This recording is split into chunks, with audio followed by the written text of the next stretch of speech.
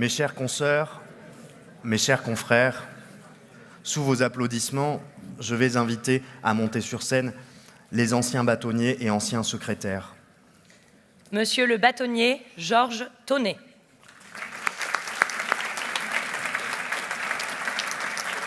Monsieur le bâtonnier Yves de la Balade.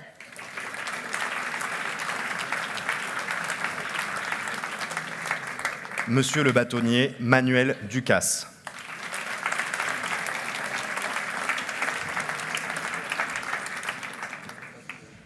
Monsieur le bâtonnier Philippe Duprat.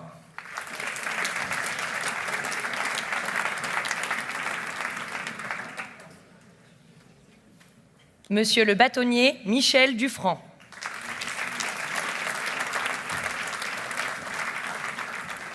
Madame la bâtonnière Anne Cadiofeit. Monsieur le bâtonnier Jacques Orenberger.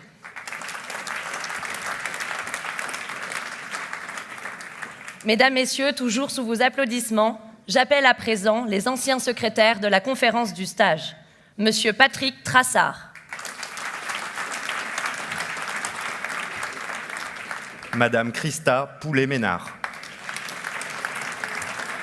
Monsieur Nicolas Roté de Baruel. Madame Audrey Théani. Madame Aurore Cissé. Monsieur Guessy Gros.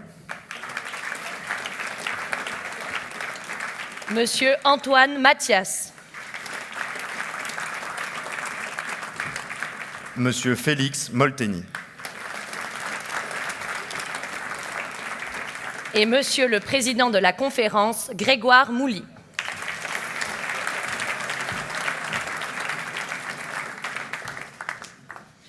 Ils font vivre notre profession, ils délibèrent, se battent, discutent, échangent pour faire avancer notre barreau. Mesdames, Messieurs, j'appelle sur scène les membres du Conseil de l'Ordre. Monsieur Philippe Lafaille.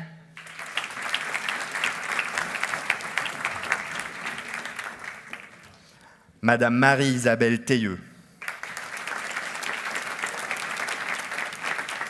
Monsieur Rémy Le Gigant. Madame la bâtonnière Christine Maz. Madame Béatrice Secaldi. Madame Julie Amig. Monsieur Pascal Henri Moreau. Monsieur le vice-bâtonnier Pierre Fontrouge. Monsieur Pierre Raveau. Madame Julie Casted. Madame Bérangère Pajot. Monsieur Florent Verdier. Madame Solène Pénisson. Madame Delphine Méaude. Monsieur Clément Bourrier. Monsieur Thibault Saint-Martin. Madame Camille Maugan. Madame Lucie Lafuente. Monsieur Pierre-Jean Donadille. Madame Morgane Bernard, représentante Jeune Barreau. Et Monsieur Jean-Pierre Boyancé, représentant avocat honoraire.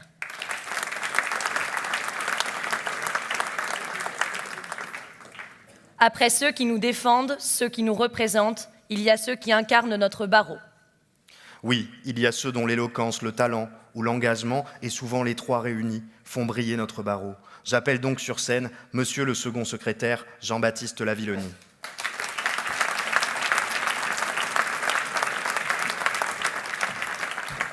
J'appelle à présent le premier secrétaire de la conférence, Anthony Morin-Gomis.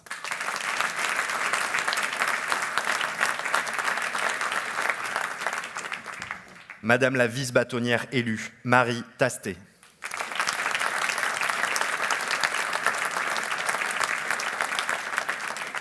Monsieur le bâtonnier élu, Stéphane Guittard.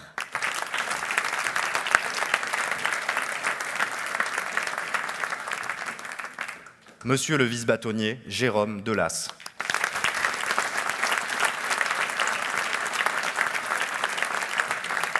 Et Madame le bâtonnier, Caroline Lavessière.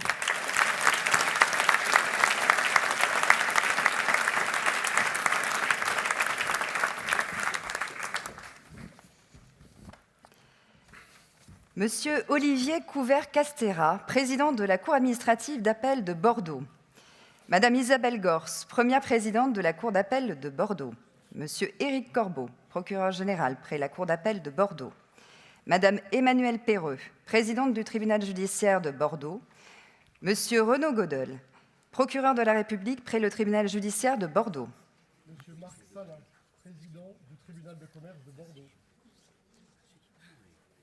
Monsieur Marc Salin, président, merci, du tribunal de commerce de Bordeaux. Madame Laurence Gauthier, présidente du conseil de prud'homme de Bordeaux.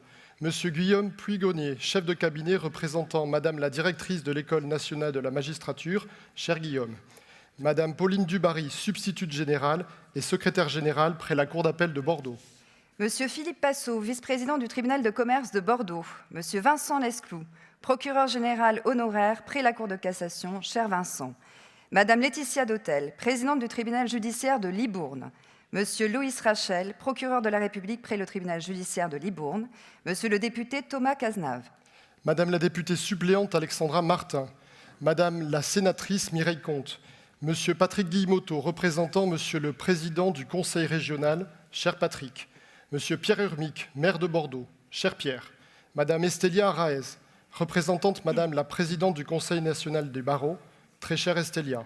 Monsieur le bâtonnier Christophe Bail, premier vice-président représentant Monsieur le président de la conférence des bâtonniers, très cher Christophe.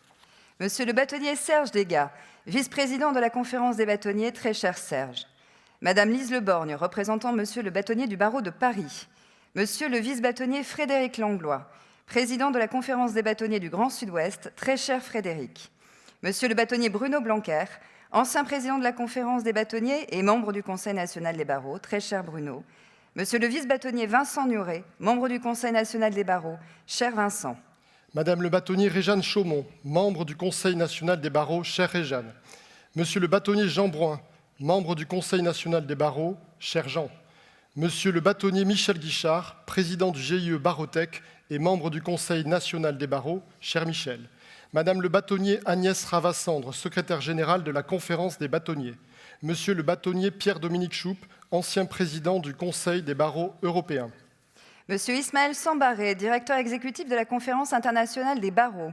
Mesdames et messieurs les bâtonniers ou les représentants des barreaux de Munich, de Bruxelles, Ordre français, sa bâtonnière Marie Dupont et son vice-bâtonnier Marc Dalle, de Genève, sa bâtonnière Sandrine Giroux, de Lausanne, de Mons, de Verviers, de Liège-Huy, de Charleroi. Mesdames et messieurs les bâtonniers et vice-bâtonniers et représentants des barreaux de Lyon, de Versailles, de Nantes, de Val-de-Marne, de Toulouse, de Nice, de Rouen. De Rennes, de Seine-Saint-Denis, de Hauts-de-Seine, de Grenoble, de Grasse, de Montpellier, de Libourne, de la Charente, de Bergerac-Sarlat, de Dax, de Carcassonne, de Tulle et de Martinique. Messieurs les représentants consulaires du Gabon et de Chypre, Monsieur le chef d'escadron Laurent Duprat, représentant le groupement de gendarmerie départementale de la Gironde, Mesdames et Messieurs les élus de la ville de Bordeaux et de Bordeaux Métropole. Madame Valérie Rosemade, directrice du SPIP, Madame Éline Vasson, directrice des politiques partenariales et d'insertion auprès du centre pénitentiaire de Bordeaux-Gradignan. Madame Marine Trollier, représentant la direction régionale des finances publiques. Monsieur Henri Lourdes Rocheblave, directeur régional de l'URSSAF. Madame Marie-Agnès de Montbron, directrice régionale de la Banque de France Nouvelle-Aquitaine. Madame Carole Duzier, présidente de la Chambre départementale des commissaires de justice. Monsieur Sébastien Artaud, président de la Chambre des notaires de la Gironde. Madame Constance Mola, vice-présidente de l'Ordre des médecins de Nouvelle-Aquitaine. Monsieur Marc Gauthier, président de la Compagnie des experts de justice de Bordeaux. Madame Florence Tovaliaro, vice-présidente de la Compagnie des experts de justice de Bordeaux. Monsieur Philippe Quéron, président de la CAPA Sud-Ouest et représentant de Monsieur le président de l'UNCA, cher Philippe. Madame la vice-doyenne Elisa Baron, représentant Monsieur le doyen de la faculté de droit et sciences politiques. Monsieur le bâtonnier Manuel Ducasse, président de l'école des avocats Aliénor. Madame Carole Fayet, directrice de l'école des avocats Aliénor. Madame Janine Kanak-Bail, présidente de l'amicale des anciens avocats, chère Janine. Madame Ramla Hassan, chère Ramla. Mesdames et messieurs les partenaires du barreau de Bordeaux, mes chères consoeurs, mes chers confrères, mesdames et messieurs, nous avons l'honneur et le plaisir de déclarer ouverte la 167e rentrée solennelle du barreau de Bordeaux. Il est de tradition de faire mémoire à nos consoeurs et confrères disparus. Nous invitons le chœur du barreau de Bordeaux à nous rejoindre pour rendre cet hommage.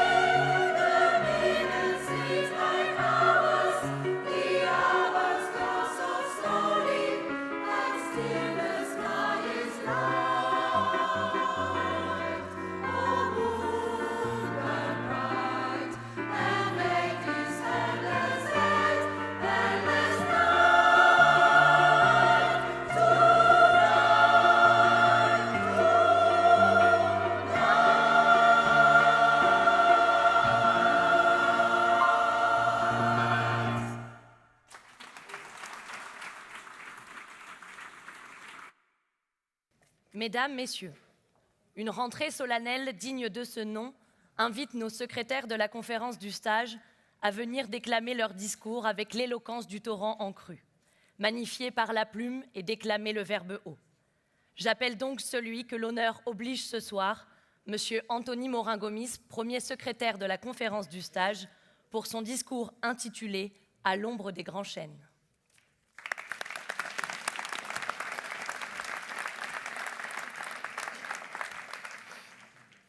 Un confrère est mort. Elle n'a pas fait de bruit, cette mort. Elle n'était pas attendue.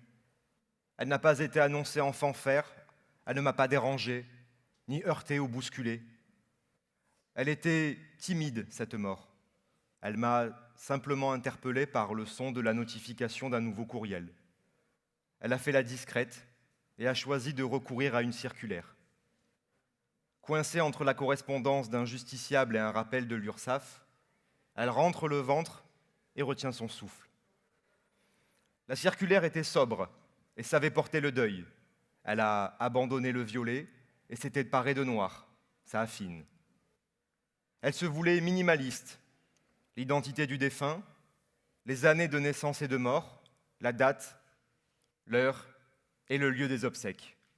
Parfois l'évocation d'une couronne de fleurs ou de l'absence du port de la robe comme testament. Une seule illustration en guise de coquetterie. Une chandelle allumée sur fond noir. C'est beau. On croirait un rabat qui s'éteint. Cette circulaire n'est pas la première, elle le sait. Et je la retrouve comme une connaissance que je souhaiterais perdre de vue. Elle connaît le traitement que je lui réserve et attend sagement sa peine. Si la mort demeure fidèle et refuse les adieux, son messager est docile et se laissera conduire jusqu'à la corbeille. Une seconde d'attention, rien de plus. Juste assez pour m'assurer que seul un anonyme est tombé, la suppression informatique parachevant la disparition physique. Un anonyme. Je m'octroie donc le droit de qualifier ainsi quelqu'un dont la vie, les aspirations et les combats me sont totalement étrangers. Il n'était pas un de mes amis, pas un camarade ni un familier. La circulaire, en ce sens, ne m'aidait pas beaucoup et se voulait pudique. Il ne s'agirait pas d'éveiller un intérêt posthume. Pourtant, alors que je m'apprêtais à ouvrir les grilles de mon cimetière numérique, à y domicilier ce nouvel inconnu, je me surprenais à m'imaginer qui il était. Certes, au-delà de ne pas être un proche, il n'était pas médiatique, pas un ténor. Son nom ne figurait nulle part, ses actions n'étaient pas particulièrement louées. Il avait traversé la vie sans laisser un profond sillon derrière lui. Du moins pouvais-je le croire. Et pourquoi le croyais-je? Parce qu'il n'avait pas intégré ma bibliothèque? Qu'il ne trônait pas à côté de nos illustres anciens? Que le talent doit être tonitruant et que le sien semblait aphone? Qu'il n'a pas eu les faveurs de la presse, ni les caresses des plateaux de télévision? C'est donc à cela que j'évaluais la valeur d'un avocat? Je le confesse, je ne suis pas entré dans la profession comme on entre dans les ordres. Aucune vocation ne m'animait, et l'idée abstraite de défendre était insuffisante à peindre un avenir. Seule la lecture des grands avocats eut une résonance. Voilà des personnages héroïques portés par de grands idéaux et menant des combats glorieux.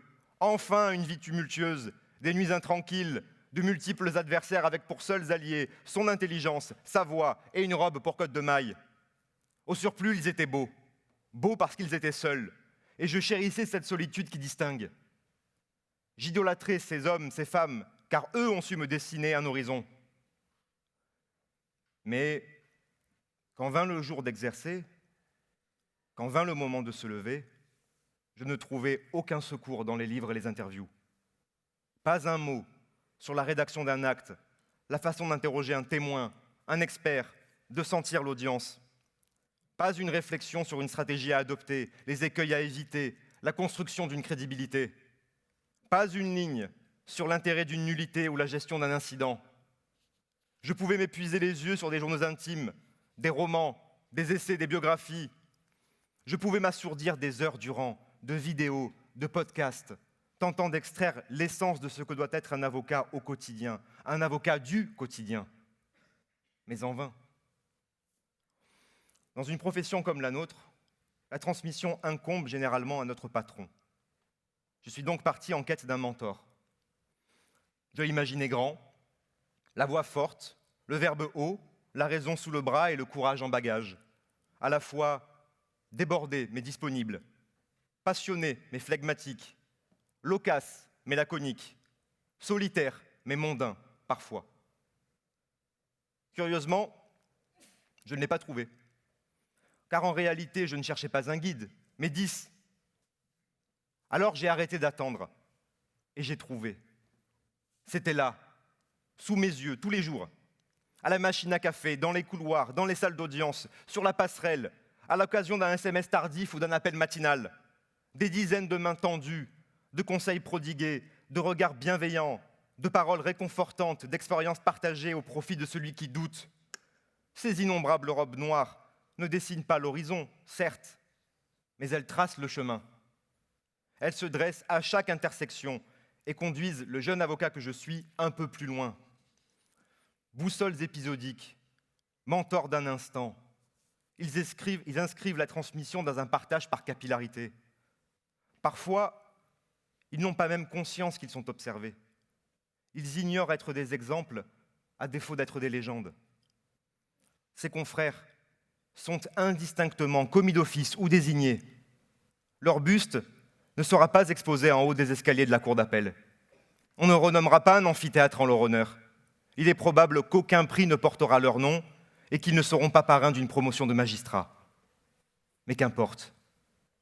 Ils ne recherchent pas la lumière, s'en méfient même pour certains, croyant que la satisfaction de la défense accomplie vaut bien l'absence de micro à la sortie de l'audience. Combattre à l'ombre, c'est toujours combattre. Et les idéaux qui sont les leurs ne sont pas différents de ceux portés par nos confrères les plus écoutés. Cela dit, la frontière peut être ténue entre le combat à l'ombre et l'ombre du combat. Et je pressens parfois que l'adversaire le plus terrible n'est autre que soi-même. Cet adversaire est d'autant plus redoutable qu'il ne manifeste aucune agressivité, aucune violence. Il est même séduisant, car il a la force des mauvaises habitudes. Cet adversaire n'est qu'une voix, rien de plus. Cette voix qui fera douter de l'intérêt de se lever, qui ébranlera le courage et inhibera une volonté d'indignation légitime. Cette voix qui affirmera que le procès ira à son terme sans notre intervention et qu'il est peut-être plus confortable de rester assis. Cette voix nous susurrera à l'oreille que déplaire serait prendre le risque que le bâton s'abatte sur les épaules du plus faible, qu'il est acceptable pour un président d'audience d'ironiser sur le prénom de l'enfant d'un prévenu dès lors que la peine prononcée est correcte. Cette voix ne se troublera pas à l'idée qu'un homme voit ses juges à travers une plaque de plexiglas. Cette voix ne s'apitoiera pas du fait qu'un avocat murmure ses conseils à travers une fente penchée dans l'espoir de préserver un soupçon de confidentialité. Qu'à titre d'exemple, Guy Georges, lui, n'a pas eu les honneurs de comparaître dans un box vitré. Qu'aujourd'hui, l'exception est devenue la règle. Que nous devons prendre des conclusions argumentées dans l'espoir seulement d'être aux côtés de celui que nous assistons. Cette voix, enfin, souhaitera nous faire oublier que si nous avons choisi le silence pour partenaire, nous ne pouvons prendre ombrage d'être ignorés et non estimés. Alors, il m'est arrivé de me demander si une dose d'irrévérence n'était pas la condition sine qua non de la défense des droits et des libertés. Qu'un soupçon d'impertinence pouvait interroger plus souvent les pratiques d'une juridiction qu'un rappel de l'article préliminaire du Code de procédure pénale. Dès lors, à cette voix, qui parfois m'est assourdissante, que puis-je lui répondre? Un mot. Non. Non. Car en réalité, nous aspirons à avoir l'œil qui regarde bien, la voix qui vibre, pour voir mettre, quand il nous plaira, son rabat de travers, pour un oui, pour un non, se battre, être libre. Et s'il advient d'un peu triompher, par hasard, ne pas être obligé d'en rendre compte à qui que ce soit, et ne surtout pas croire que la victoire est la récompense d'une passivité. Ce droit, celui de dire non, n'est consacré dans aucune charte, aucune déclaration, aucun texte de loi. Il n'est inscrit au frontispice d'aucun monument. Il ne figure pas même dans notre serment, alors que tout l'y renvoie. Il ne requiert pas de connaissances techniques, mais il peut s'acquérir s'il n'est pas inné. Il n'est pas l'apanage des avocats illustres, il est l'outil des avocats respectés. Alors j'ignore si tout le monde peut être un avocat exceptionnel, mais je sais qu'un non peut retenir n'importe où, peut retentir n'importe où, et qu'il ne profite pas toujours de la reconnaissance qu'il mériterait. Finalement, cette circulaire reçue hier était singulière dès l'instant que je l'ai regardée avec un œil neuf. Elle n'était pas un courrier indésirable, mais une piqûre d'humilité salutaire. Elle m'a rappelé qu'un jour, un avocat dont j'ignorais tout a contemplé le même palais que moi, a traversé les mêmes obstacles, a connu des succès, des échecs, des joies, des déceptions. Qu'il s'est insurgé, qu'il a lutté, qu'il a douté, qu'il a trébuché, sans doute, mais sans jamais courber l'échine. Je veux croire, parce qu'il m'est encore permis de croire, qu'il a œuvré toute sa vie pour ce qu'il croyait juste, qu'il a tendu la main aux confrères dans le besoin, qu'il a dispensé ses conseils dans l'espoir que les générations suivantes se montrent dignes de celles qui les ont précédées, qu'il savait que l'on n'est jamais à la hauteur de la robe que l'on porte, mais que l'on peut y tendre, à défaut d'y prétendre. Mes chers confrères, mesdames, messieurs, un jour viendra, le plus tard possible je l'espère, où je serai moi aussi une circulaire. Une circulaire qui, comme celles qui l'ont devancée, entrera au sein d'un panthéon qui ne se visite pas, un panthéon qui ne distingue pas selon les mérites, un panthéon incroyablement égalitaire, celui de la corbeille. Et au fond, peu importe. On ne se lève pas pour le succès, les gratifications ou les distinctions, on se lève car sinon, qui le fera ? Et c'est vrai que ça ne fait pas toujours du bruit de se lever, qu'on n'a pas toujours du public, que c'est une scène qui peut se jouer à huis clos, qu'on préfère même parfois garder cela pour nous, car c'est un moment qui nous appartient et qu'on n'a pas envie de le partager, qu'on craint l'exposition prolongée au soleil et qu'il vaut mieux choisir un terrain moins exposé. Mais s'il arrive qu'au détour d'un couloir, un passant indiscret, avide d'apprendre, regarde par l'entrebâillement d'une porte, assiste au combat judiciaire et ne retient ni notre nom, ni notre visage, au moins retiendra-t-il la couleur de notre robe.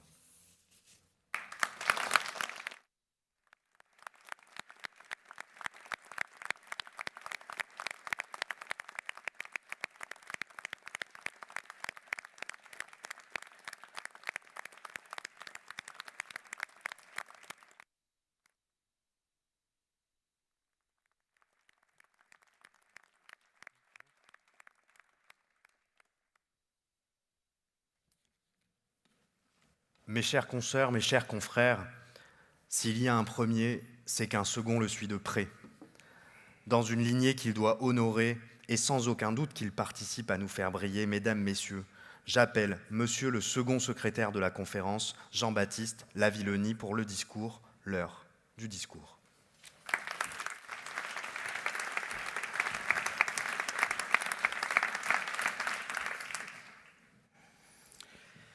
Madame le bâtonnier, monsieur le vice-bâtonnier, monsieur le bâtonnier élu, madame le vice-bâtonnier élu, mesdames, messieurs, en votre qualité, rang et dignité, mesdames, mes chères consoeurs, messieurs, mes chers confrères d'ici ou d'ailleurs, chère Sonia.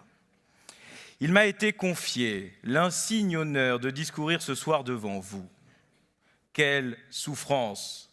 Vous dont l'attention est retenue en otage sans perspective de libération rapide, vous voilà pris dans la nasse, dans l'étau, pour subir les péroraisons d'un illustre inconnu, usant de sa verve du haut de sa longue expérience. Devant être convaincu, pour vous convaincre, je devrais faire fi des siècles d'années de barres cumulées assis sur ces bancs et qui me contemplent.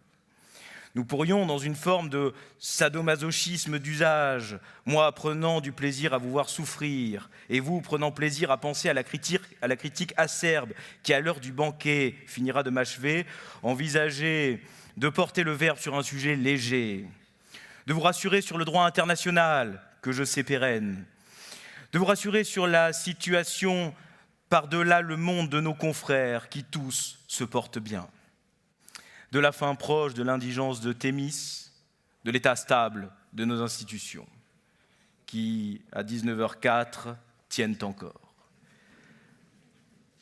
Non, je ne m'emploierai pas à vous leurrer. Je ne rajouterai pas des mots stériles aux mots du monde. Non, mesdames, messieurs, je vais vous soulager ou décevoir ceux qui étaient venus pour encaisser, car ce soir, je ne discourrai pas. Je ne me tairai pas non plus, je me livrerai à la seule forme de parole qui plaît à cette robe, je plaiderai. Je tenterai donc de plaider contre une des formes les plus détournées de la parole, le discours qui leurre. Permet donc, éminente assemblée, que pour une fois un homme de la parole plaide à l'heure du discours contre des mots. Avant de vous esclaffer de plaisir, de vous dire « Mon Dieu, quelle audace !» On n'a jamais entendu ça. Laissez-moi vous dire qu'un piège m'attend et qu'il risque de se refermer sur moi, celui de me livrer moi-même, finalement, à un discours contre le discours que je critique. Prenons le risque. Oui, mesdames, messieurs, le discours leurre. Et les leurres, il y en a de toutes sortes. Des leurres de la morale, de ceux qui parlent du bien pour éviter de le faire. Des leurres esthétiques qui rendent aveugle celui qui écoute par la formule brillante, dont on ne retient rien. Les discours tombent bien souvent dans l'écueil de faire croire que parler, c'est déjà agir. C'est la démonstration de la substitution de l'acte par le commentaire de l'inaction. Nous faisons croire que l'émotion est déjà une action, le discours donne le vertige du courage de celle-ci. Le frisson oratoire n'est pas la révolution, et la larme de joie ou de peine n'est pas la geste du héros. Peut-être qu'il s'agit d'un problème de l'époque. Vous le ressentez comme moi, mesdames, messieurs, ce brouhaha insupportable, constamment encombré de mots, dits ou écrits, de bourdonnements de discours, de colloques, du flux ininterrompu des réseaux, des rapports, des comités en tout genre, mais surtout théodules, des groupes de pensée qui n'en ont que le nom, des volontés fermes de condamner, des déclarations d'intention, la guignolerie des prises de parole en responsabilité, des livres qui prétendent tout dévoiler et qui ne sont plus lus, et du tapage des experts en tout genre. Certes, les bavardeurs ont toujours existé. Mais je ne crois pas que dans les grands mouvements de l'histoire, à l'heure où le monde était à genoux, dans les grandes controverses, aux heures Carrefour, en mai 1789, en juin 40, on ait répondu à la crise en expliquant sur un ton docte, je cite ce que j'ai lu il y a peu, le diagnostic partagé du déclassement socio-économique qu'induit la crise pour une partie des citoyens à l'échelle du local conduit à repenser les partenariats entre les acteurs publics dans la perspective d'un développement conjoint pour réinventer les spirales d'échecs ressentis. Expliquez-nous de quoi vous avez besoin, on vous expliquera comment vous en passez. C'eût été plus honnête. Voilà les outils abstraits de la sclérose qui provoquent l'apathie de l'auditoire. Le discours, les discours, les plus stériles se muent en inaction dissimulée, à telle enseigne qu'ils finissent par cacher, avec tellement d'habileté, la volonté de ne pas faire. Elle plonge donc les récipiendaires du discours dans un état léthargique. Les consciences sont au repos, mesdames, messieurs, restez tranquilles, puisqu'on vous explique que tout va bien. Bon, parfois, la situation n'est pas dingue. Pas de gouvernement, pas de budget, ça va, on bricolera quelque chose. La guerre, on se chamaille un peu à droite à gauche, et puis bon, une bonne guerre de temps en temps, ça remet les compteurs à zéro, et ça aide la construction. Nos vies défilent ainsi de discours en discours, et pourtant, mes chers confrères, nous le voyons bien, notre monde brûle, et hélas, nous discourons encore. Le masque de ces causeries est si bien fait que la raison de l'orateur, à force d'user de la parole, devient persuasion, et celle-ci devient mensonge, quand elle devient trop belle. Ces fanatiques du discours, les mêmes dont on se demande ce qu'ils ont dit après qu'ils aient parlé, inondent notre monde de certitudes. Les leurs du discours, ce sont donc les illusions que nous chérissons collectivement, parce qu'elles nous épargnent l'effort de faire, pendant que le cri de douleur des muets se fait écho dehors. Et nous vivons au milieu de ce flot interminable des mots se succédant aux mots sans ralentir, nous laissant nauséeux dans cette agitation. Nous voguons sur le bateau ivre des mots creux sans pouvoir l'arrêter. Notre volonté de prendre part à la marche du monde paraît avoir voulu s'arrêter 5 minutes pour contempler de manière définitive les accomplissements de nos anciens. Nous nous sommes endormis et ainsi nous rendons hommage, oui, mais que laisserons-nous, nous? Le courage du temps, lui, agit et risque de nous laisser sur le bas-côté tout sidérés que nous sommes. Et qui mieux que nous, mes chers confrères, pour s'offusquer de cet état, nous qui avons juré de défendre l'efficience des mots que nous croyons indéfectiblement attachés à l'homme. Car l'inaction entraîne les peuples plus sûrement que les fers et nos principes risquent de s'effondrer, non dans la convulsion brutale, mais dans le grattement de plumes sur le papier qui nous endort tous. La croyance en la fin de l'histoire nous a peut-être conduits à la narcose par le surdosage des oraisons du « comment faire » en face du « il faudrait ». Ce sommeil est tragique, mais heureusement, mesdames, messieurs, il en va différemment d'une autre forme de la parole, celle des mots qui sauvent, celle qui ontologiquement contraint à l'action. C'est l'art de plaider. La plaidoirie, c'est le remords du discours. Elle lui rappelle ce qu'il a perdu, le courage et la responsabilité de l'éloquence en mouvement. Parce que là où le discours s'adresse à tout le monde et ne parle à personne, la plaidoirie s'adapte au réel. Elle caresse ses failles parce qu'elle est au cœur de la bataille. Elle ne peut se soustraire aux conséquences immédiates. Parce que l'avocat lui-même qui plaide veut toucher la chair du monde, non pas dans le feutré des cabinets mais à la barre des tribunaux. Mais ce n'est pas l'avocat qui est au cœur de l'action, ce sont bien ces mots qui ne prétendent pas à dire la vérité, mais présenter une vérité. Recherchée dans le bruit, la peur, la fatigue, souvent la sueur et parfois les pleurs. C'est le contraire du discours. Une parole qui s'engage parce qu'elle sait qu'on jugera son objet. Elle n'est pas là pour briller, mais pour porter l'homme dépouillé de ses artifices. On nous dit, j'écoutais ça récemment, qu'on veut renforcer la présence de l'avocat dans la procédure. Il s'agit, mes chers confrères, de rester en alerte, car la présence muette ne suffit pas. Si elle permet de légitimer l'œuvre de justice, la présence de l'avocat muet ne permet pas de faire triompher une certaine idée de celle-ci. L'avocat légitime l'impartialité de la justice lorsqu'il plaide, lorsqu'il se lève, lorsqu'il ose déplaire. Je ne connais pas de grand combat qui n'ait pas été d'abord gagné dans les prétoires. La parole est la première de nos armes, elle peut surprendre un instant, un tout petit instant, les vérités voilées. Et l'avocat, ce funambule, risque d'exposer à tout moment sa sincérité dans les phrases qu'il prononce. Je pense à Henri Robert, Maurice Garçon, Trarieux, nos illustres anciens, qui ont fait plus que n'importe qui pour agir sur le sort de notre monde judiciaire, et ils l'ont fait en plaidant, non pas en se perdant dans des discours aux fins de leurrer un auditoire presque déjà acquis. La peine de mort, reçut elle-même les coups mortels au sein des cours d'assises avant que d'être achevée par la loi, c'en était déjà quasi terminé lorsque les mots de Robert Badinter défendaient aux jurés de couper Patrick Henry en deux, plaçant alors l'action de sa parole entre l'accusé et l'échafaud. Ces plaidoiries avaient fini par porter leurs fruits au sein de ceux qui étaient appelés à trancher. Pas encore dans l'opinion publique, où les discours continuaient de maintenir le camp des décapiteurs à la majorité. Que reste-t-il aujourd'hui de la portée de nos plaidoiries face à ces combats de jadis? C'est une question qui nous hante, mes chers confrères d'aujourd'hui, car nous nous comparons. J'ai une pensée tout affectueuse pour les pénalistes. Il faut maintenant qu'ils l'acceptent, il faut faire le deuil, car c'est acté. On ne réintroduira pas dans le droit français la peine capitale. pour leur faire plaisir d'abord ou pour combler le petit spleen professionnel dont je sens les remous arriver. C'est comme ça, c'est décidé.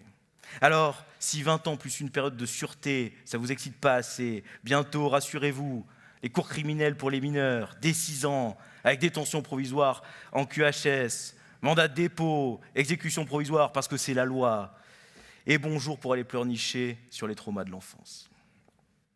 Non, mesdames, messieurs, passer le deuil difficile de certains, ce qu'il nous faut acter, c'est que s'il y a une façon de percevoir l'homme, il y en a des centaines de percevoir sa fin et son sort tragique. Tout ne se résume pas, chers pénalistes, au bruit de la guillotine. Pensons à ceux qui croupissent dans des jolis mondes, attendant que le temps et la maladie fassent leur office. Ceux dont la vie s'arrête parce qu'ils sont au bout et qui sont parfois contraints au pire des choix pour faire cesser le calvaire. Ce dossier en responsabilité contre un bailleur qui va de renvoi en renvoi, mais qui dissimule en ses pages les bronches d'une petite fille rongée par l'humidité. Avoir le courage de porter ne serait-ce que la voix de ceux qui vont porter les haillons, c'est déjà peut-être sauver une partie du monde.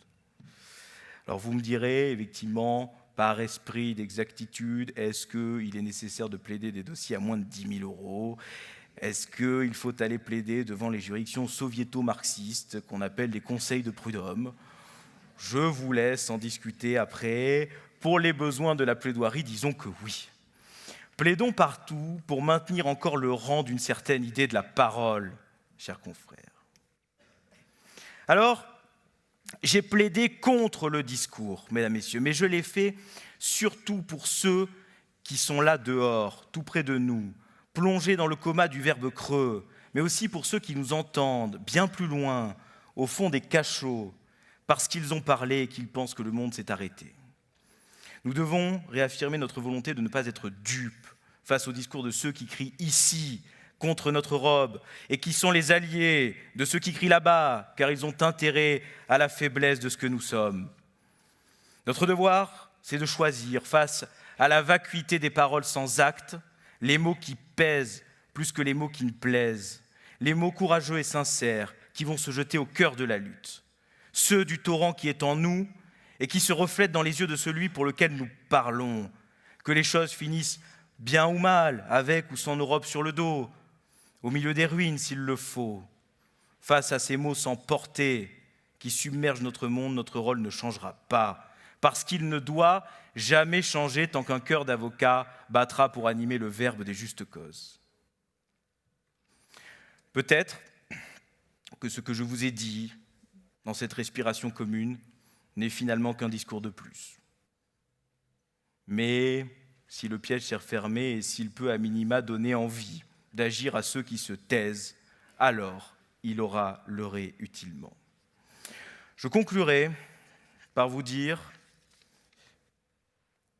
mes chers confrères, mes chères consoeurs, monsieur le bâtonnier d'Istanbul, chers consoeurs et confrères d'ailleurs, sachez que si vous sortez vainqueur du sort qui vous attend, vous trouverez chez moi toujours l'hospitalité du confrère. Si vous êtes vaincu, alors nous aurons tous perdu et vous trouverez celle du proscrit. Et puisque le discours cherche à convaincre et que la plaidoirie veut sauver, je vous confie, mesdames, messieurs, que je préfère 1000 fois le salut d'une seule femme ou d'un seul homme aux applaudissements d'une salle. Merci.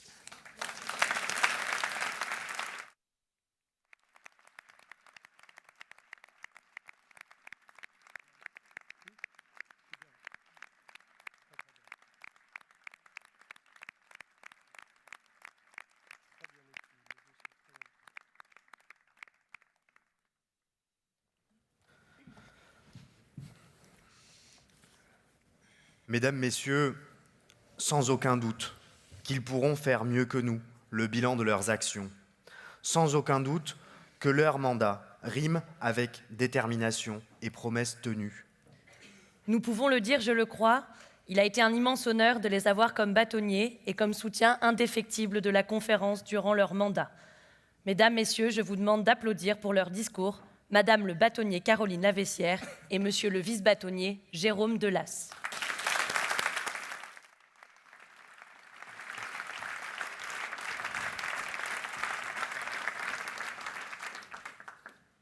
La rentrée solennelle 2024 s'est tenue en pleine dissolution de l'Assemblée nationale. La situation évolue, nous n'avons plus de gouvernement. C'est dans cette atmosphère étrange, où le pire n'est même pas certain, qu'après 21 mois de bâtonnat, nous souhaitons vous parler d'une valeur refuge, l'amour. Pas un amour naïf, mais un profond respect, celui que nous portons à notre barreau qui nous a honorés de sa confiance. Aux avocats bordelais qui, figure discrète ou voix forte, débordant d'énergie et de projets, ou qui se questionnent et qui doutent, plaideurs impétueux et impatients, ou conseils feutrés, composent notre équipe. C'est d'abord un esprit d'équipe. 2200 avocats, 2200 entrepreneurs, mobilisés pour leurs clients et pour l'accès de tous les justiciables sur tout le territoire. Unis dans l'engagement, celui du dispositif AVA, Aide Victime Avocat, de l'accompagnement des plus vulnérables par les consultations lancées pour les seniors avec le département de la Gironde, que Jean-Luc Glaise et Romain Dost en soient remerciés, des permanences handicap avec le CDAD, fruit de réflexions communes avec le barreau de Versailles, nos amis le bâtonnier Raphaël Maillet et Cécile Robert, le travail du CRIC pour la création d'une application d'accès au droit à l'attention des mineurs, mais aussi la plateforme de mise en relation avocats-entrepreneurs ou l'accompagnement des entreprises en difficulté, l'Institut du droit du numérique, le plaidoyer pour le logement dans l'Union pour le logement en Gironde, et bien d'autres dispositifs et projets qui n'ont pour seul objectif que de répondre à un immense besoin de droit. Une équipe unie dans la confraternité, la solidarité de tous récemment pour aider une consoeur qui traverse un drame personnel, les préoccupations de chacun pour les difficultés rencontrées par certains d'entre nous et les dispositifs d'accompagnement du pôle confraternel. C'est l'élan joyeux des 10 000 mètres, du tournoi de tennis, de golf, le week-end ski, le plaisir de se retrouver au Club du Palais ou au barreau culturel, ou tout simplement à la 9e. Le barreau de Bordeaux, c'est aussi le sens du travail collectif. Évidemment, par le dialogue permanent avec nos juridictions, à la recherche de solutions, à une dégradation constante de nos conditions communes d'exercice. Nous partageons, nous le savons, les mêmes inquiétudes au sujet de la justice civile et sommes engagés, ensemble, dans une réflexion concrète sur l'amiable. Nous la poursuivrons. Sens du travail collectif encore, par les actions avec nos partenaires, ordinaux, institutionnels, associatifs ou avec les élus de notre territoire. Qu'il nous soit permis de remercier particulièrement la ville de Bordeaux, son maire, cher Pierre Hermic, pour son écoute et son soutien, notamment pour les entretiens mandataires, le dispositif Élucide ou les campagnes AVA. Qu'il s'agisse de co-construire une réflexion ou un projet, de travailler en pluridisciplinarité ou de mener des réflexions prospectives, le barreau est toujours ouvert et engagé. Par les échanges enrichissants avec tous les représentants de notre profession, puisque nous avons eu l'honneur et le bonheur de tous les accueillir tour à tour pour de beaux événements professionnels et d'organiser 2 conseils de l'ordre commun avec nos amis lyonnais et versaillais. Par le partage incarné, par le jumelage noué avec le barreau de Bruxelles, dont nous saluons l'importante délégation ce soir, plus qu'un partenariat institutionnel, il s'agit de renforcer des liens entre des barreaux dynamiques, ancrés dans une tradition juridique riche et ouverte sur l'Europe. Des échanges pour construire notre profession, réfléchir à notre exercice et à nos équilibres de vie. C'est enfin un travail collectif de transformation de nos pratiques par l'adoption de l'intelligence artificielle dans les cabinets, augmentée d'une réflexion éthique et collective. Le barreau de Bordeaux, c'est également le sens de la saine révolte. Sur les grands sujets, contre le légal privilège, la loi narcotrafic, la PPL Attal, la généralisation des cours criminelles départementales ou la création de la comparution sur reconnaissance préalable de culpabilité criminelle, bien sûr. Pour des combats qui résonnent avec notre serment, celui pour la protection des avocats et des magistrats contre les violences et menaces, et pour l'état de droit, pour la Convention du Conseil de l'Europe sur la protection de la profession d'avocat, pour laquelle le travail remarquable du Conseil des barreaux européens et de son président, le bâtonnier Thierry Vickers, ainsi que celui de la délégation des barreaux de France et de son président Laurent Petiti, doit être salué. Pour le secret professionnel, et nous remercions le bâtonnier Jérôme Diroux et Mathieu Boissavy pour l'organisation d'un colloque exceptionnel ce matin sur les perquisitions dans les cabinets d'avocats en Europe. Le soutien au collectif des enfants mal logés en Gironde, celui que nous apportons aux otages détenus en Iran, Cécile Colère et Jacques Paris, et bien entendu le soutien indéfectible à Sonia Damani, notre consoeur tunisienne, violemment arrêtée à la maison de l'avocat de Tunis en mai dernier, poursuivie pour délit d'opinion pour avoir usé simplement de sa liberté d'expression. Elle est désormais condamnée au cours de procès simulacres, bafouant toutes les règles et principes auxquels nous croyons et que nous protégeons. Pour Sonia, nous avons, impuissants, révoltés, adopté un brassard rouge en signe de soutien. Le Conseil de l'Ordre lui a décerné la qualité de membre d'honneur de notre barreau, distinction qui a été créée pour elle, en immense respect pour son courage. Un courage qui est incarné par sa sœur, Ramla, que nous sommes honorés d'accueillir de nouveau ce soir. Ramla, nous voulons te redire que notre barreau, comme tous les barreaux de France, est mobilisé pour Sonia et appellera inlassablement à sa libération. Une scène et cette fois joyeuse résole aussi sur les sujets quotidiens, avec la mystérieuse affaire de la borne de la rue du Maréchal Joffre, les conseils en communication sur la meilleure couleur d'un logo pour le barreau, ou en décoration d'intérieur, car oui, la nouvelle moquette de la maison de l'avocat, pour ceux qui l'ont fréquentée, est dangereusement blanche. Nous avons, Madame le bâtonnier et moi-même, pris notre risque. Pour le bâtonnier et le vice-bâtonnier que nous sommes, ces révoltes sur les grands ou plus petits sujets démontrent une attention au monde des 2200 avocats bordelais, une vigilance au combat pour nos valeurs, une appartenance à une identité forte et un savoureux sens de l'humour. Enfin, nous voulons remercier tous ceux qui permettent la cohésion de cette équipe, s'engagent chaque jour pour notre barreau, nos permanents, membres du Conseil de l'Ordre et délégataires ordinaux, qui, avec beaucoup de dévouement, assument des missions souvent invisibles, que beaucoup ignorent, mais toujours essentielles à chacun. Cette équipe, nous allons la confier dans quelques semaines à nos successeurs, Stéphane Guittard et Marie Tastet, bâtonniers et vice-bâtonniers élus, que nous félicitons une nouvelle fois pour leur engagement et leur élection. Elle est dynamique, plurielle, parfois impatiente, toujours attachante, et vous l'aimerez dans ses préoccupations matinales et tardives, pas toujours urgentes, dans ses confidences émouvantes, ses doutes, ses joies puissantes aussi. Et nous savons que vous aurez à cœur de dessiner sa trajectoire pendant 2 années. L'amour ne se divise pas, il se multiplie. À l'heure où notre mandat va s'achever, nous voudrions rendre un hommage à tous les bâtonniers et tous les vice-bâtonniers, à ceux qui nous ont fait l'amitié et l'honneur de leur présence, à ceux qui ont été empêchés aussi, à la familiale de la conférence des bâtonniers du Grand Sud-Ouest, où la convivialité procède du travail, c'est tout un programme, à nos amis des 100, perpétuellement engagés et connectés, car c'est un principe, les 100 ne dorment jamais, aux bâtonniers et vice-bâtonniers du barreau français, sentinelles vigilantes, travailleurs acharnés, qui s'inquiètent et se préoccupent quotidiennement. Pendant 21 mois, nous avons beaucoup travaillé ensemble, partagé des idées, des combats, des joies et des peines aussi. Celle de la disparition de notre ami le bâtonnier Bernard Cautrillon, vice-bâtonnier en exercice du barreau de la Charente. L'inquiétude de tous pour la bâtonnière Caroline Marty d'Audibertière, ancien bâtonnier du barreau de Toulouse, que nous souhaitons très vite de nouveau à nos côtés. La sidération du barreau de Rennes et la tristesse de notre amie la bâtonnière Catherine Glon d'avoir perdu brutalement son associé Maxime Tessier. Nous voulions vous dire ce soir que nous aimons cette équipe, celle de l'ordinalité, pilotée par le président de la conférence des bâtonniers, Jean-Raphaël Fernandez, et en 2026, par notre ami le bâtonnier Christophe Bail. Une ordinalité vivante au service de tous, une ordinalité vibrante qui s'est engagée depuis plusieurs mois pour le soutien et la défense du barreau d'Istanbul. Le courage de tout un barreau pour son indépendance.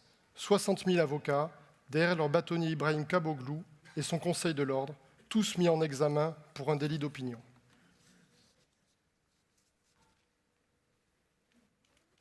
Biz Türkiye Cumhuriyeti'nin bütün baroları olarak anayasaya bağlıyız. Anayasaya bağlılığımızı burada bir kez daha yüksek sesle beyan ediyoruz.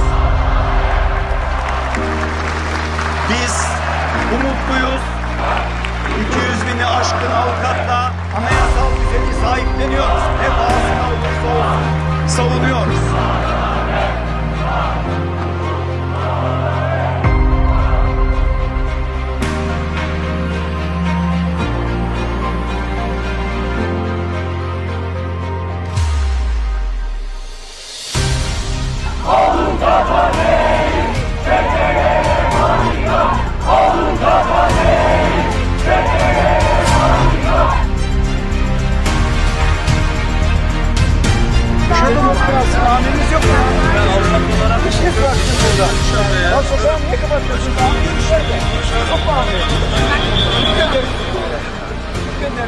Geçemiyoruz ya. Nasıl geçemiyoruz? Şu anda suç işliyorsunuz. Çıkamıyoruz şu anda. Yayın yapın arkadaşlar. Şu anda suç işleniyor. Yolda yürüyemiyoruz.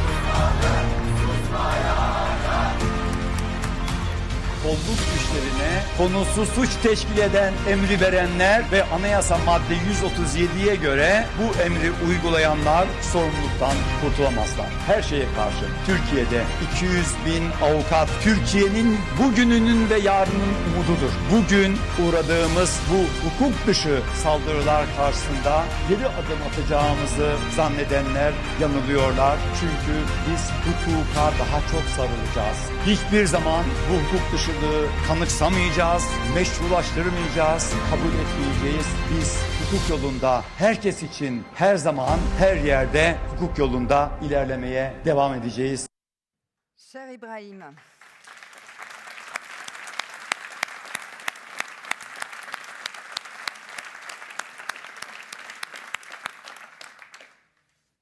par sa parole toujours éclairée et courageuse, il incarne la fidélité à la protection de l'état de droit. Nous tenions ce soir à lui rendre hommage et à réitérer notre indéfectible soutien aux côtés de tous les bâtonniers français.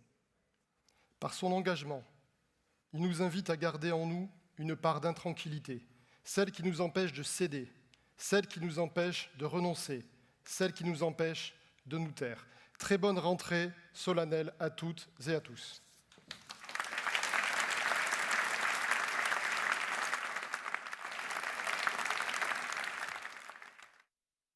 Dans un partenariat historique et précieux, il est de tradition que le premier secrétaire soit gratifié d'une médaille obtenue à la sueur de sa plume. J'invite à présent sur scène Madame Rite Mulleraux du barreau de Munich pour venir remettre à Monsieur Anthony Morin-Gomis la médaille du barreau de Munich.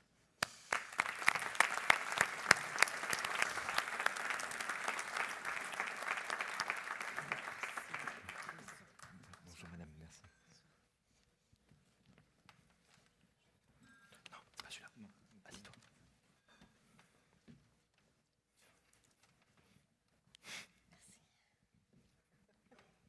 Merci. Madame le, hein?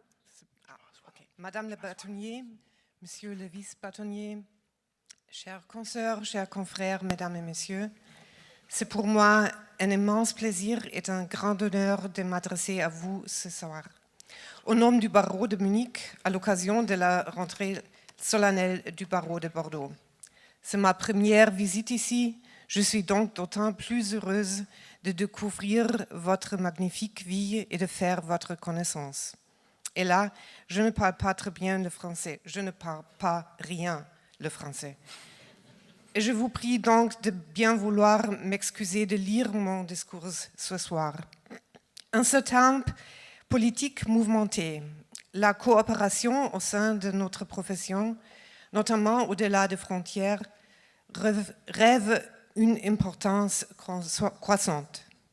Bordeaux est jumelé avec la capitale bavaroise, Munich, depuis 1964.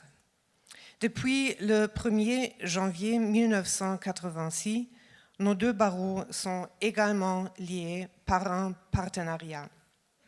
Ce double lien, à la fois municipal et professionnel, est un symbole fort d'amitié et d'attachement. Il nous rappelle que les partenariats créent des ponts entre les villes comme entre les barreaux. car le partenariat engendre la confiance et la confiance engendre l'action commune. Nos deux barreaux poursuivent un objectif commun essentiel, protéger et préserver l'état de droit.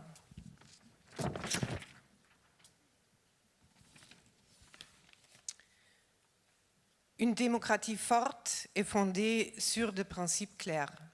L'action de l'État doit être soumise au droit et la loi et contrôlée par la séparation des pouvoirs. Les avocats indépendants doivent défendre les droits de tous afin que chacun connaisse et comprenne ses droits et puisse les faire valoir dans le cadre de procédures équitables avec l'assistance d'un avocat. Nous le savons tous, l'état de droit ne va pas de soi. Il exige une vigilance constante, en particulier en période de changements sociaux et technologiques. C'est pourquoi il est de notre devoir commun, en tant qu'avocat, de le protéger et de le renforcer avec détermination. La protection de l'indépendance de la profession d'avocat est, par là même, la meilleure défense possible des intérêts de vos clients. La meilleure défense possible est également votre objectif déclaré, cher confrère Anthony Morin-Gomis. Avocat pénaliste, vous vous engagez chaque jour avec conviction pour la dignité et les droits des personnes détenues, notamment à travers votre participation à l'Observatoire international des prisons. Mais votre engagement dépasse la seule pratique du droit. Il s'enracine dans une réflexion profonde sur les valeurs qui fondent notre profession et notre démocratie.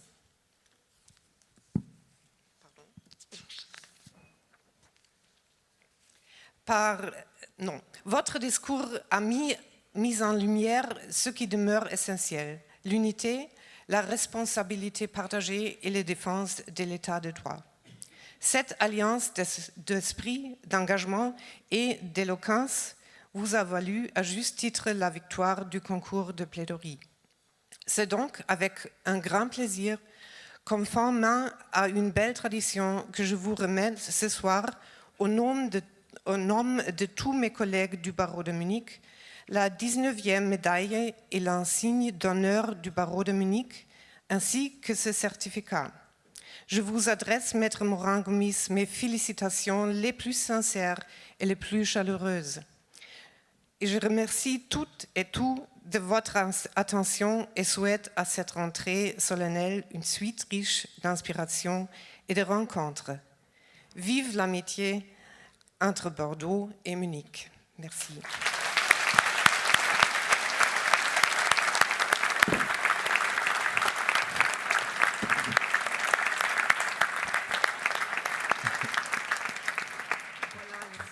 Merci beaucoup. Ici, qui demeure. Merci beaucoup. Merci. Voilà. Merci beaucoup. Félicitations. Merci madame. Merci beaucoup. Merci.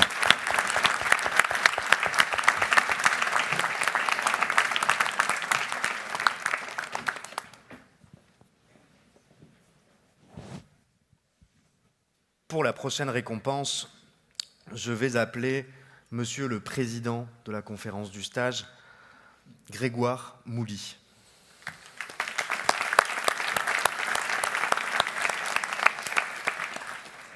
Mesdames et messieurs, bonsoir. Chaque année, la conférence a le plaisir de voir discourir pléthore de confrères et de consoeurs, jeunes pour la plupart. Et si l'an dernier, ce sont les secrétaires Anthony Morin-Gomis et Jean-Baptiste Lavillenie qui ont remporté le concours, la conférence n'oublie pas également le gagnant du concours d'improvisation qui a magnifiquement dépeint le portrait de notre maire Pierre Urmic hier soir lors de l'édition 2025 de Plaidoirie. Merci de bien vouloir applaudir Monsieur Lucas Tabonne.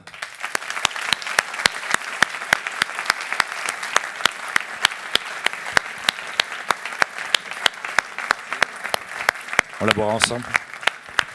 Merci à toi. Bravo.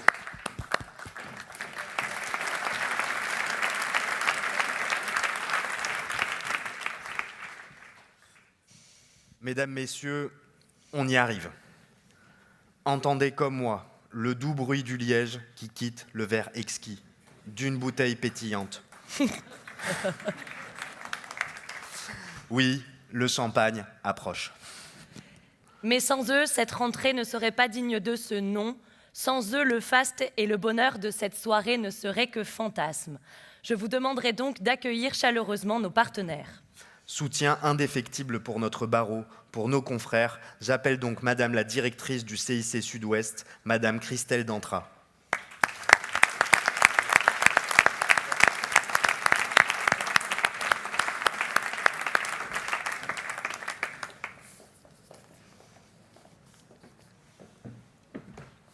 Si vous souhaitez dire un mot.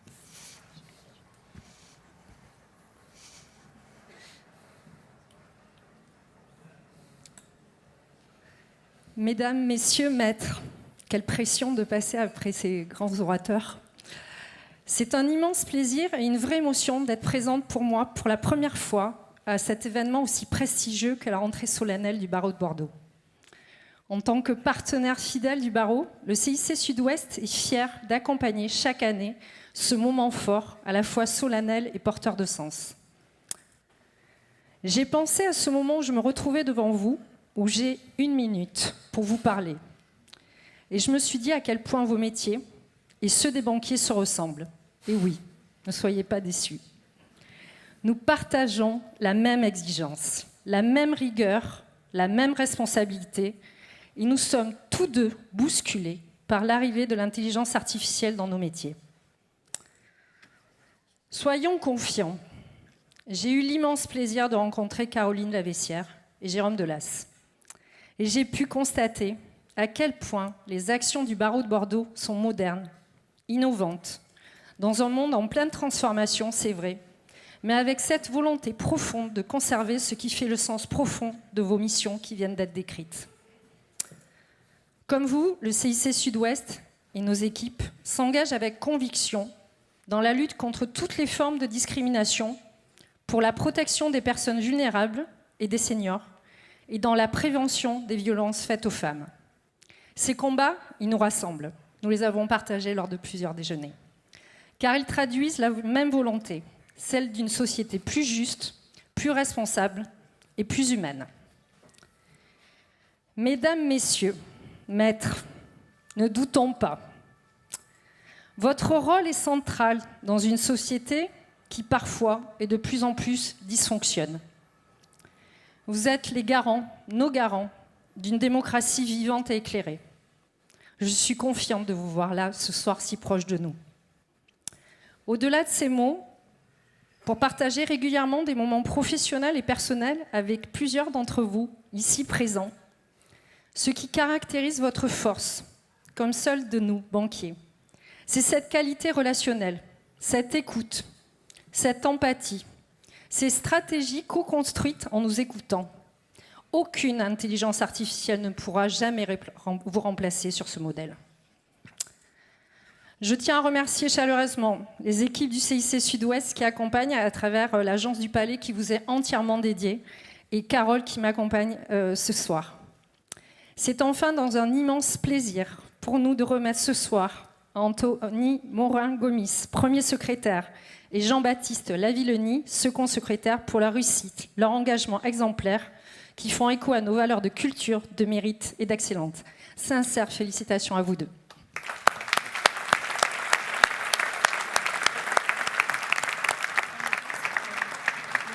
Merci beaucoup. Magnifique, merci beaucoup. Merci.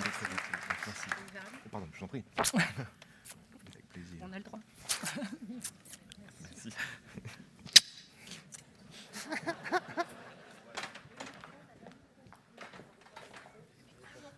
Non, vous pouvez le garder. J'appelle à présent, mesdames, messieurs, pour le prix Lexbase, monsieur Fabien Girard, directeur général Lexbase.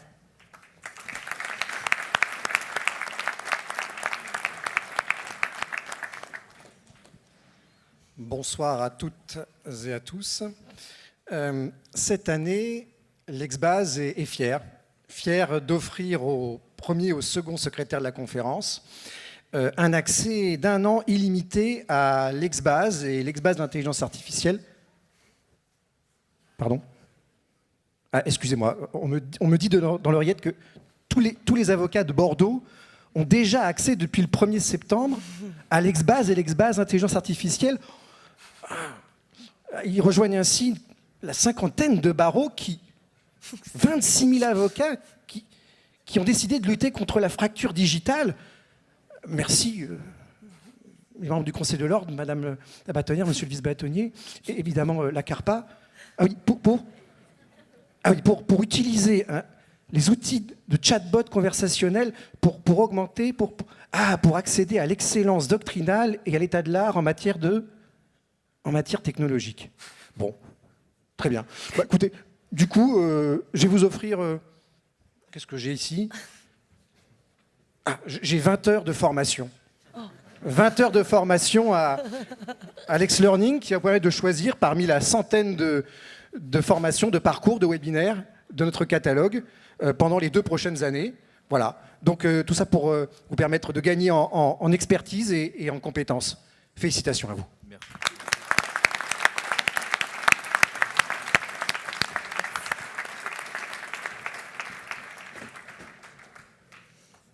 Pour la prochaine remise des prix, j'appelle Madame Sonia Gruchy, responsable commerciale LexisNexis.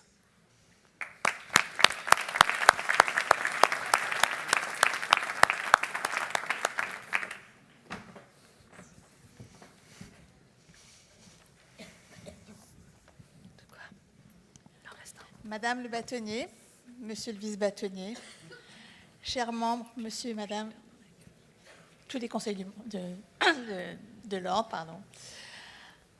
Vous tous ici, les avocats, les non-avocats, c'est avec une grande joie et une profonde reconnaissance que je prends la parole ce soir au nom de LexisNexis, partenaire fidèle et historique du barreau de Bordeaux depuis de nombreuses années, vous le savez déjà. Être ici, à l'occasion de la rentrée solennelle, est un honneur. Depuis toujours, Lexis est fier d'accompagner les professionnels du droit pour leur offrir des outils d'excellence, des contenus d'excellence, portés par l'innovation et aujourd'hui par l'intelligence artificielle. Notre ambition est simple, vous permettre de vous concentrer sur l'essentiel, la défense, la justice et la vérité. Mais ce soir, c'est à vous que revient la lumière, et plus particulièrement vous, messieurs, les secrétaires que nous avons l'honneur de distinguer. Au nom de LexisNexis, je tiens à vous féliciter chaleureusement pour votre éloquence, votre excellence, encore ce soir. Et je remercie le barreau de Bordeaux encore pour son accueil et son chaleureux, enfin tout est chaleureux à chaque fois quand on vient auprès de vous. Merci à vous, excellente soirée à tous.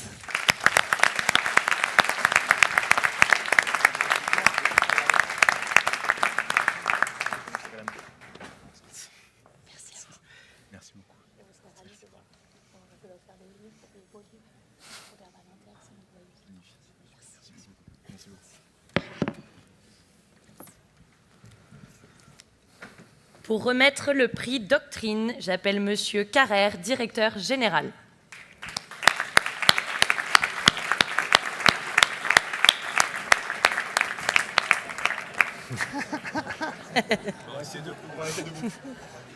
Bonjour à toutes et à tous. Alors moi, je voulais commencer par une petite question. Je ne sais pas si vous allez oser répondre, mais je voulais vous poser la question suivante. Est-ce que vous savez combien de temps Netflix a mis pour atteindre le 1er million d'utilisateurs? Quelqu'un se lance? Bon, je vais répondre pour couper au suspense. C'est à peu près 3 ans. Est-ce que vous savez combien de temps Facebook a mis pour atteindre le 1er million d'utilisateurs? 1 an. Et est-ce que vous savez combien de temps ChatGPT a mis pour atteindre le 1er million d'utilisateurs? 4 jours. Voilà, vous comprenez l'ampleur de la révolution que nous sommes toutes et tous en train de vivre, et plus particulièrement vous, les avocats. Alors, cette révolution, elle touche l'analyse, elle touche la recherche, elle touche la rédaction, et c'est ça notre mission chez Doctrine, c'est vous aider à optimiser toutes ces tâches grâce à l'intelligence artificielle. Et donc je tenais à féliciter Madame la bâtonnière, Monsieur le vice-bâtonnier, les membres du Conseil de l'Ordre et les 250 clients doctrine dans la salle. Alors avec la lumière, je ne vous reconnais pas tous, mais bientôt, autour d'une coupe de champagne, vous voyez, je suis venu armé, d'avoir pris les devants avec ce partenariat avec Doctrine de l'IA juridique. Et donc on est très heureux de ce partenariat avec le barreau de Bordeaux. On a des partenariats dans d'autres villes, parfois un peu terribles, en Italie, en Allemagne, à Paris, à Lyon. Mais celui que je préfère, c'est de loin le partenariat avec le barreau de Bordeaux. Et parce que j'ai mes sœurs qui sont bordelaises, dont une qui est avocate, qui est dans la salle ici, les deux sœurs avocates d'ailleurs. Et donc, voilà, ma famille est bordelaise, et donc je suis très très heureux de ce partenariat. Et donc je suis très heureux aussi de féliciter Anthony et Jean-Baptiste, à qui du coup je ne donne pas une licence, vous m'excuserez, mais je donne une bouteille de champagne, et j'espère aussi qu'on la boira ensemble, peut-être, on ne sait pas. Voilà. Et je vous félicite pour votre talent qui sera bientôt augmenté par l'IA.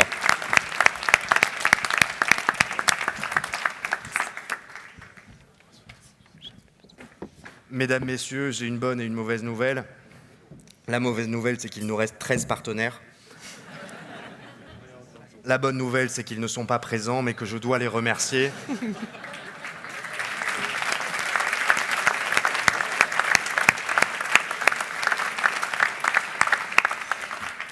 Je dois les remercier au nom du barreau de Bordeaux, le CIC, la SCB, l'Exbase, LexisNexis, Doctrine, les échos judiciaires, LCL, Banque Populaire, Cohesio, Subervie Assurance, Haïku et Inoxia.